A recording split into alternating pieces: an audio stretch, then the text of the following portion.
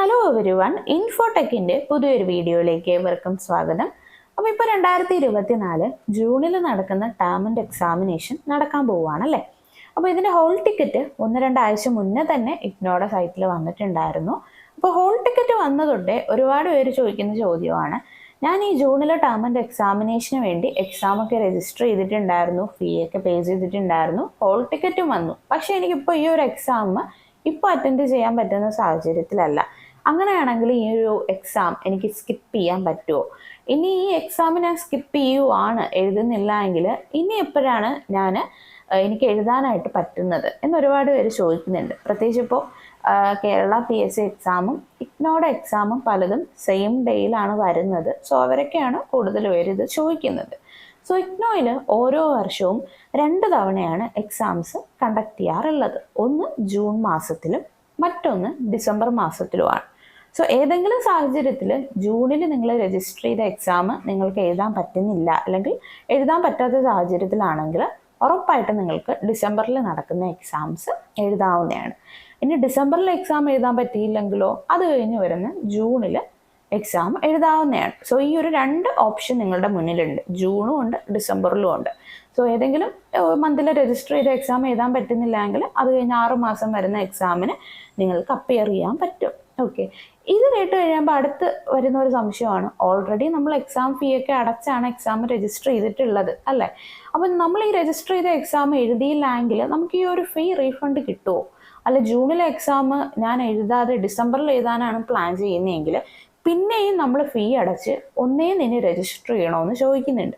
ഉറപ്പായിട്ടും നിങ്ങൾ ഒന്നേന്ന് ഫീ അടച്ച് ഒന്നേന്ന് എക്സാമിന് രജിസ്റ്റർ ചെയ്യേണ്ടി വരും.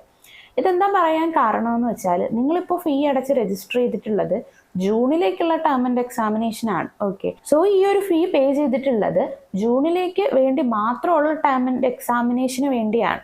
സോ അതിനു വേണ്ടിയുള്ള ഹോൾ ടിക്കറ്റും ഇപ്പോൾ റിലീസ് ആയിട്ടുണ്ട്. സോ എന്തെങ്കിലും സാഹചര്യത്തിൽ അത് നിങ്ങൾക്ക് എഴുതാൻ പറ്റുന്നില്ല എങ്കിൽ, രജിസ്റ്റർ ചെയ്തിട്ട് എഴുതാൻ പറ്റുന്നില്ല എങ്കിൽ ഒരിക്കലും റീഫണ്ട് കിട്ടില്ല കേട്ടോ.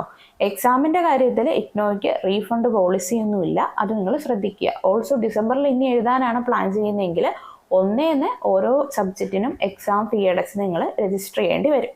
ഓക്കെ, അപ്പോൾ ഈ ജൂണിൽ രജിസ്റ്റർ ചെയ്ത എക്സാം സ്കിപ്പ് ചെയ്തിട്ട് ഡിസംബറിൽ എഴുതാനാണ് പ്ലാൻ ചെയ്യുന്നതെങ്കിൽ അത് സപ്ലൈ അങ്ങനെയുള്ള ഒരു കാര്യങ്ങളിലോട്ടൊന്നും പോവില്ല. ഒരു നെഗറ്റീവ് ഇമ്പാക്റ്റ് ഒരിക്കലും വരില്ല കേട്ടോ. നോർമലി ഉള്ള എക്സാം എങ്ങനെയാണോ ആ രീതിയിൽ തന്നെയായിരിക്കും പോകുന്നത്. സോ മാക്സിമം നിങ്ങൾ ഈ ജൂണിൽ രജിസ്റ്റർ ചെയ്തിട്ടുണ്ടെങ്കിൽ എഴുതാൻ നോക്കുക. ഒട്ടും നിങ്ങൾക്ക് എഴുതാൻ പറ്റാത്ത സാഹചര്യം ആണെങ്കിൽ മാത്രം ഡിസംബറിൽ എഴുതാനായിട്ട് നോക്കുക കേട്ടോ. അപ്പോൾ ഡിസംബറിലും മാക്സിമം നിങ്ങൾ എഴുതാൻ നോക്കുക, ഒരുപാട് ഡിലേ വരുത്താതിരിക്കുക കേട്ടോ. ഇപ്പോൾ ഫസ്റ്റ് ഇയറിൽ പഠിക്കുന്ന കുട്ടികളാണ് എക്സാം സ്കിപ്പ് ചെയ്യുന്നതെങ്കിൽ സ്കിപ്പ് ചെയ്ത് പോകുമ്പോൾ പിന്നെ സെക്കൻഡ് ഇയർ ആവും.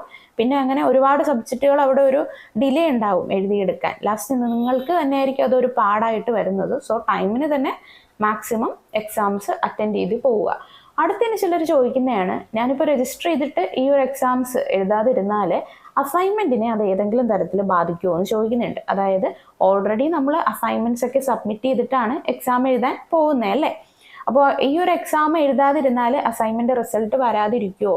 അല്ല, ഇനി ജൂണിൽ ഞാൻ ഈ എക്സാം എഴുതാതെ ഡിസംബറിലാണ് ഇനി ഒന്നേന്ന് എഴുതാൻ പ്ലാൻ ചെയ്യുന്നതെങ്കിൽ അപ്പോൾ പിന്നെയും ഈ വച്ച അസൈൻമെൻറ്റ് പിന്നെയും ആ ഒരു ടൈമിൽ ഡിസംബറിന് മുന്നേ ആയിട്ട് സബ്മിറ്റ് ചെയ്യേണ്ട ആവശ്യമുണ്ടോ എന്ന് ചോദിക്കുന്നുണ്ട്. അപ്പോൾ ഇഗ്നോയിൽ ഒരു സബ്ജക്റ്റിൻ്റെ അസൈൻമെൻറ്റ് നിങ്ങൾ ഒറ്റ തവണ മാത്രം സബ്മിറ്റ് ചെയ്താൽ മതി കേട്ടോ. ഏതെങ്കിലും തരത്തിൽ നിങ്ങൾ സബ്മിറ്റ് ചെയ്ത അസൈൻമെൻറ്റ് റിജക്റ്റ് ആവുകയോ അല്ല എങ്കിൽ ഫെയിൽ ആവുകയോ ചെയ്യുന്ന സാഹചര്യത്തിൽ മാത്രം റീസബ്മിഷൻ ചെയ്താൽ മതി. ഓക്കെ, അപ്പോൾ അസൈൻമെൻറ്റ് നിങ്ങൾ ഓൾറെഡി സബ്മിറ്റ് ചെയ്തിട്ടുണ്ടെങ്കിൽ റിസൾട്ട് വരുന്ന സമയത്ത് ഇപ്പോൾ ഒരു 2-3 മാസം കഴിഞ്ഞ് ഉടൻ തന്നെ റിസൾട്ടുകൾ വന്നു തുടങ്ങും, അസൈൻമെൻറ്റ് എക്സാം റിസൾട്ടുകളൊക്കെ. അപ്പോൾ ആ ടൈമിൽ ഓട്ടോമാറ്റിക്കലി അസൈൻമെൻറ്റ് നിങ്ങൾ വെച്ചിട്ടുണ്ടെങ്കിൽ മാർക്കുകൾ നിങ്ങളുടെ ഗ്രേഡ് കാർഡിലോട്ട് അല്ലെങ്കിൽ നിങ്ങളുടെ ആ ഒരു പ്രൊഫൈലിലോട്ട് ആഡാവുന്നതാണ്. എന്നിട്ട് നിങ്ങൾ എന്നാണോ term and examination written examination എഴുതുന്നത് ആ സമയത്ത് അതിൻ്റെ റിസൾട്ടുകൾ വരുന്നതാണ്. അവിടെ വേറെ ലാഗ് അങ്ങനെയുള്ള കാര്യങ്ങളൊന്നും വരില്ല.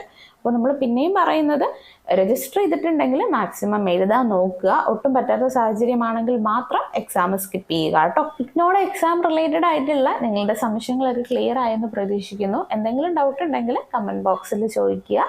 വീഡിയോ യൂസ്ഫുൾ ആയെങ്കിൽ വീഡിയോ ലൈക്ക് ചെയ്യുക. മറ്റൊരു വീഡിയോ ആയിട്ട് കാണുന്നത് വരെ ഗുഡ് ബൈ.